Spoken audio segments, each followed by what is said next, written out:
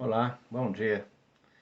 Eu passando aqui para poder fazer uma discussão que aconteceu bastante nesse final de semana, uma discussão sobre um tal de um Instituto Dom Bosco, do Rio de Janeiro.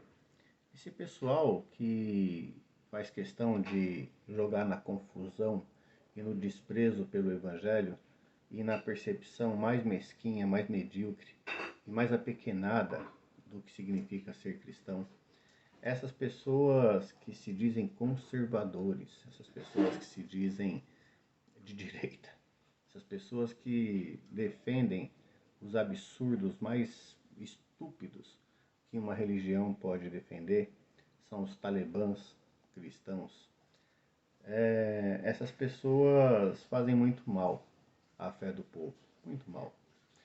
Essas pessoas agora resolvem investir contra a campanha da fraternidade. A campanha da fraternidade acontece no Brasil desde a década de 60 e ela é promovida em várias dioceses. Lamentavelmente, algumas dioceses acabam não aprofundando essa temática proposta pelas campanhas da fraternidade por uma questão de cunho ideológico, político, uma questão mesquinha e muito triste. Bispos absolutamente descomprometidos com o Evangelho de Jesus e comprometidos apenas com a sua própria batina, acreditando ser eles príncipes. Acreditem, lamentavelmente tem esse tipo de gente ainda na igreja. Pois bem, a discussão dessa vez se dá em razão de que a igreja, ao fazer a campanha da fraternidade, fala sobre uma questão muito importante, que é a questão do diálogo ecumênico, do diálogo com as outras igrejas cristãs. E nós não estamos falando sequer do diálogo interreligioso, é um diálogo com as igrejas cristãs, e igrejas absolutamente reconhecidas, igrejas que têm uma postura muito construtiva. Igrejas como a luterana, como a metodista, igrejas como a presbiteriana unida, enfim, uma série, igreja ortodoxa, uma série de igrejas absolutamente reconhecidas, né? Igrejas que têm um papel importantíssimo na construção do reino e na convicção do evangelho que liberta e que dá a todos nós a capacidade, a condição de podermos nos autodenominar cristãos. Pois bem, uma parcela da Igreja Católica, uns radicaloides imbecis, começam então a fazer duas críticas absurdas com relação à campanha da fraternidade ecumênica. De novo, não é interreligiosa, e mesmo que fosse, seria uma grande graça dialogar interreligiosamente. Aliás, grande parte das guerras atuais do mundo, elas se dão em razão da religião, ou seja, se mata em nome de Deus. Nem precisa dizer o tanto que isso é estúpido. Eu fiquei pensando, como que a gente faria para poder pensar Jesus Cristo nesse meio? Como que Jesus falaria com a gente? E não precisa ir muito longe. Basta ir no Evangelho e procurar as diversas passagens que tem sobre os samaritanos. Os samaritanos são um povo que Jesus tem usa muito esse povo como um exemplo fantástico de abnegação e principalmente como modelo de poder dizer, tá vendo? Não significa apenas a fé judaica, significa a prática para que possa acessar a fé.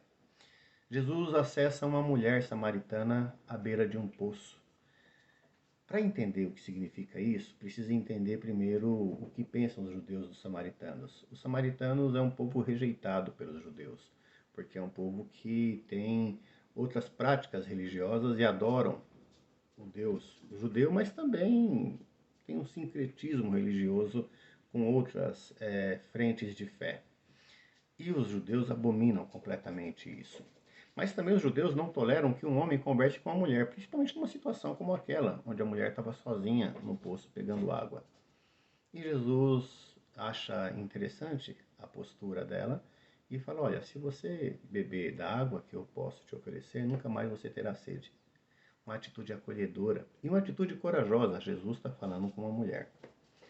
Num segundo momento, Jesus nos dá talvez uma das maiores lições de bondade e de significado de fé, que é a parábola do bom samaritano. O bom samaritano não era cristão, no sentido de não era judeu. O bom samaritano era um cidadão, um viajante que estava passando por ali, e ao ver uma pessoa em apuros, ele não faz como os hipócritas religiosos que passaram por esse mesmo homem e não o socorreram. Mas não apenas socorreu, como também pagou as despesas do seu socorro. E tem uma outra passagem fabulosa. Jesus cura 10 leprosos, 10 pessoas doentes. Apenas uma volta para agradecer. Adivinha quem é? Um samaritano. O diálogo religioso e o diálogo sobre aquilo que se faz de bem é um diálogo essencial para aquele que faz da fé um processo de construção da sua índole e da sua capacidade de diálogo. Se essas pessoas que dizem mal da campanha da fraternidade não compreenderem isso, então essas pessoas precisam ir para a Igreja Universal ou para, sei lá, para qualquer lugar. Mas de fato, não cabem na Igreja Católica. Igreja essa sim, universal, que acolhe a todos e todas.